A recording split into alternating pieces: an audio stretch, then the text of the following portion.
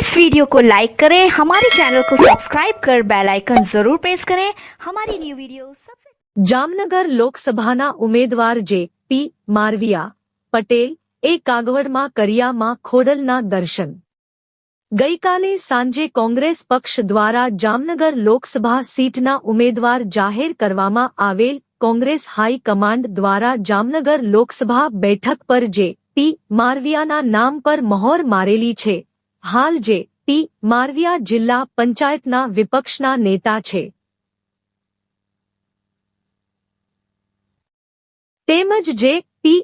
મારવિયા જિલ્લા પંચાયતની કાલાવડ નિકાવાની સીટ પરથી સતત 2 વાર જીત્યા હતા, જેથી આજરોજ પાટીદાર સમાજનું એકતાનું પ્રતીક ગણાતું એવું ખોડલધામ મંદિર એટલે કે કાગવડ મુકામે આજરોજ જે.પી.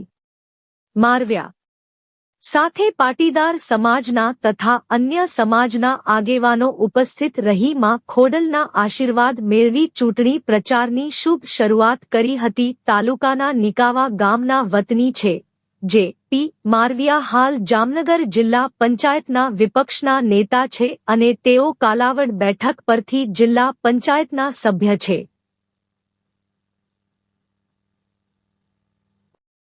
આ સાથે તેઓ કાલાવાડ માર્કેટિંગ યાર્ડના ડાયરેક્ટર પણ છે